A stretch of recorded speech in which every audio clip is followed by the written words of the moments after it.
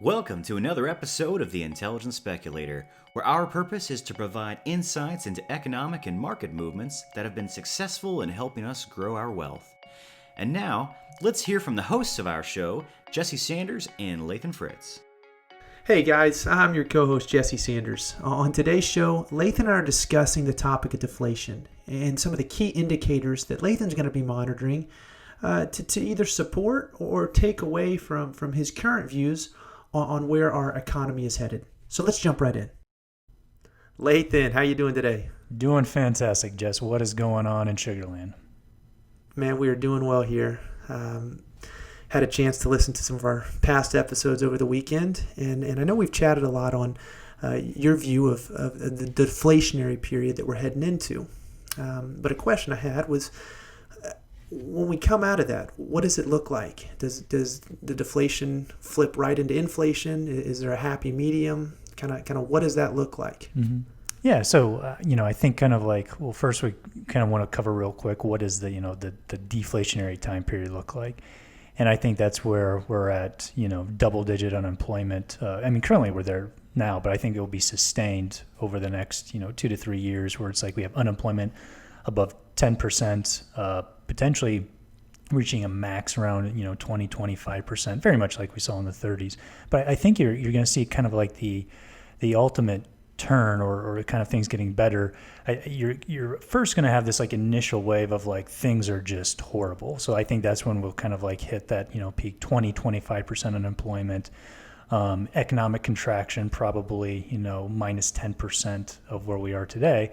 And you'll have a huge string of bankruptcies, debt forgiveness, and some kind of like new government policies that are in place that basically codify or make law of this debt forgiveness, and basically wipe clean a lot of things that we just know aren't going to be paid back.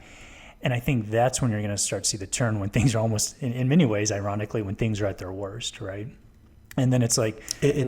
And to clarify on that, you think that period is happening somewhere in between the next 12 to 24 months, yes, kind of the bottom. Mm-hmm. Yeah. So people talk about kind of like a V-shaped recovery, and I just don't think we're going to see it. I think we have another rough 2 years ahead before we'll kind of like finally hit what I would call like peak deflation, and that's when it's like people are going to say like, oh, the sky's falling and it'll fall even more, kind of thing. And then when everybody says that, and after all these bad things happen, then in many ways it's like when you hit rock bottom, there's no place to go but up, right? And so I think when you'll see kind of like that peak, kind of like high unemployment, you'll see the peak, kind of like that's when you'll see just a massive amounts of bankruptcies, debt forgiveness, corporations that acquire other ones, and kind of merge with other companies. And then you'll start to see the unemployment start to tick down, and you'll start to see kind of production or basically GDP numbers, growth numbers, start to slightly increase. And I think that's going to be kind of like after we go from like peak everything's horrible, and then you start seeing 1 quarter of growth, 2 quarters of growth. That's when it's going to be like things. You might see future dips, but I think that's when you're going to kind of have a clue that we've reached the bottom, and things are going to start kind of, settling and then going up from there. No, that's kind of you're well. One, thanks for kind of explaining some of that, but get it beyond just your personal beliefs, viewpoints on this. What research, data, other authors, guys that have kind of, I guess what has brought you to this point to feel, hey, this is the reason I believe this, and then kind of what indicators, if you're wrong, what things would you look to be like, what, man, maybe I called this wrong, maybe this isn't how this is going to play out. Oh, for sure. And I would say basically we don't know 100% what the future holds. All we can do is kind of look back historically and kind of understand what has happened from cause and effect relationships, and then kind of apply them to what's happening today, to try to get a feel for what's going to happen tomorrow, right?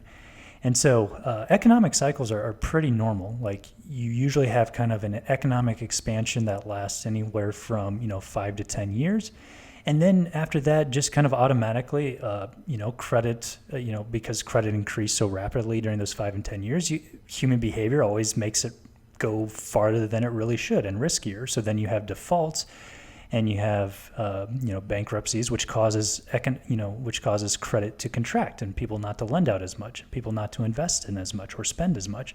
And then you'll have that typical 1 to 2 year kind of recession that eventually kind of runs its course, and then you start going back into an economic expansion. It just so happens that kind of like after you have so many of these contractions and expansions, usually the economy or the society's economy, typically after an expansion then a recession, when they get out of that recession, they have a little bit more debt than they had in the previous expansion and contraction. And so after the... So you're always kind of eking down that, adding to the Exactly. So it's kind of part of a normal cycle of just human behavior. We're back in if you could look at a reset, it was kind of like the 1929 to 1933 period, at least in the United States, where there was kind of like this reset where prior to that you had those normal expansions, contractions, and people kept kind of picking up a little bit more debt, before finally it was just equity markets and credit had gone into insane levels. And that's kind of what basically set the stage for that huge deflationary period that we saw not just in the United States but the entire world. And so over the past 90 years, we're kind of back at where that stage was. And it's kind of like, we have all these what I would consider like mini expansions and mini recessions that lead to eventually a huge recession that is usually typically followed by a huge expansion. So very much like the 30s and early 40s were, very much a significant deflationary time period in this country. You look at the late 40s and 50s and early 60s, it was a huge expansion. And that was because basically there was a ton of debt that was wiped out. A lot of we talk about bad companies that went bankrupt. And really all that was left was not a lot of debt and a lot of valuable companies, which kind of gave room for the huge expansion that happened in the 40s and 60s around the world. And so you have these kind of like these mini cycles that build into these big cycles. And so that's why I would say, like, from what I understand from kind of like history and, when we look at the percentage of debt that we have now, where interest rates are, I mean, that's a big indication. Once you kind of go to 0% interest rates, it's very, very difficult to offer any more kind of like monetary easing outside of maybe going to negative interest rates. And then you print money, but eventually that also kind of loses its potency to produce value. Because at the end of the day, that's what this thing is all about. That's what the economy is all about. It's about producing value. It's not about producing money. So what would you say? I mean, right now we've seen the bounce back in the equity markets, and conversations with you would say that this is not altering your view that we still got a lot further to go. Mm-hmm. So if that's not an indicator for, hey, maybe I'm wrong, or maybe there's other alternatives to explore, what would you look for if you're like, maybe we're not heading into a recession? Like, is it? It seems to me you're just as confident now as you would have been back in, March, mm-hmm. Saying that, hey, we're heading to a recession. Would that be a correct assessment? Yes. And I would say, not to say because of what's happening this summer, this makes it kind of like my, my thesis right or wrong. Really, it's these kind of, after there's a huge sell-off, there is typically what's called a bear market rally, and we've discussed this before, where it's kind of like you have that initial huge sell-off, and then there's usually a ton of liquidity that's provided by monetary policymakers at the Federal Reserve, and then there's also policy that's passed in at the federal government level that produces fiscal stimulus that kind of like helps equity markets and real estate markets and companies recover from that initial shock.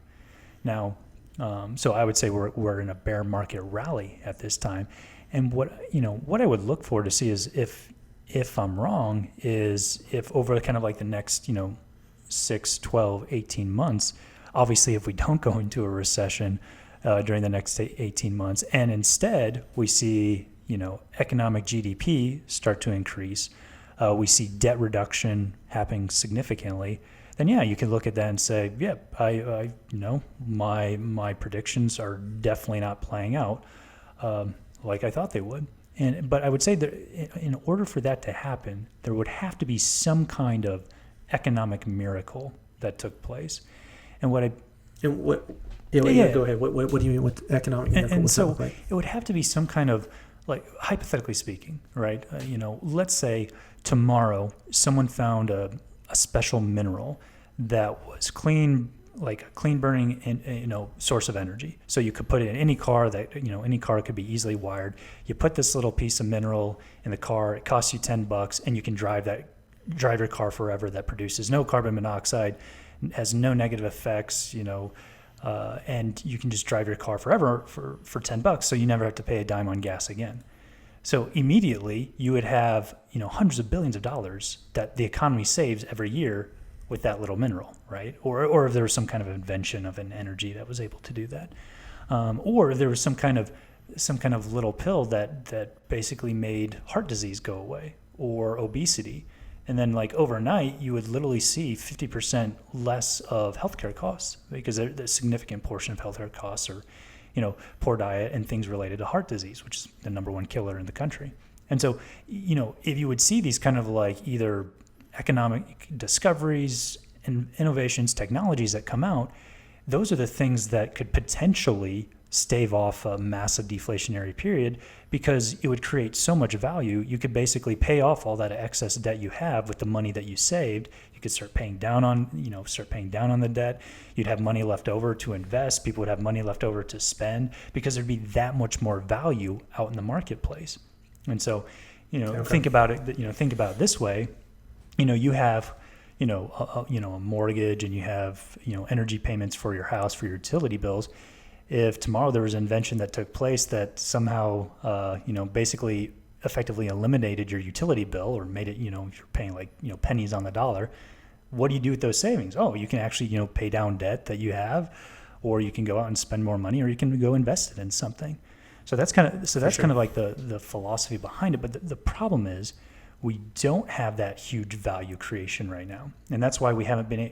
Why we haven't been able to grow over 3% for the past 15 years. We're back, in the 90s, we would have, anywhere from 3 to 5% annual growth in this country with our market, because we were producing things that were valuable in services, and we didn't necessarily have high levels of debt that were restricting that growth. And that's at its core is the problem of debt, is it restricts growth.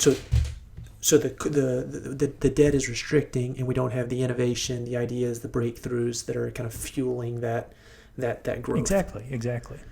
And right now we'd be kind of hoping on a miracle, whether it's medical or some type of innovation to kind of bail us out of the recession that you believe we're heading into. Yes, exactly. So, and I would say there's always there is that possibility, but I just don't see anything that I see it as a low probability event, if that makes sense. For sure. Well, speaking of probabilities, where would you put this probability of us heading to a recession? How confident are you that? And I know it sounds kind of an eerie thing to put a statistical probability on, but if you had to put one, what would you say? Hey, I think in 12 months to 24 months we're going to hit the bottom. Where would you put that from a probability standpoint? I would say in terms of like kind of the severe economic contraction that I think is coming, my confidence intervals would be around 95%. And I say that with a caveat because I think it is unwise to say for anyone to say, I 100% know this is what exactly is going to happen, because there's always things that can change the course, or things that can come up, or things you didn't even think about, or things you didn't even know that you didn't know. But I would say everything that I've seen from history, the economics numbers that are coming out just from this coronavirus, compound that with the amount of debt that's out there, compound that with all the different problems. Like there's these different kind of like fires around the world that can light this powder keg of debt at any time, and it's kind of becoming more precarious. That's why I would put that kind of confidence level at the 95% level, so very, very high in terms of what I think is coming down the road here. Wow. Well, I want to, I'm itching with other questions here. Unfortunately, that's all the time we have for today. But I want to pick up where we left off next time as we unpack kind of what this could look like. if it does go, you're confident with the 95%, we go down that road. What does it look like for you, for me, for others that are listening? So thanks for the time, man. Look forward to picking up where we left off here soon. Always, Jess. Looking forward to picking up here too. Thank you for listening to this interview with Lathan Fritz and Jesse Sanders. We hope to see you next time, and remember to like and follow The Intelligent Speculator on Facebook, Twitter, and Instagram, where we are posting insightful nuggets of economic and market movements. And if you would like to get exclusive information, feel free to join the Intelligent Speculator Facebook group. Good day.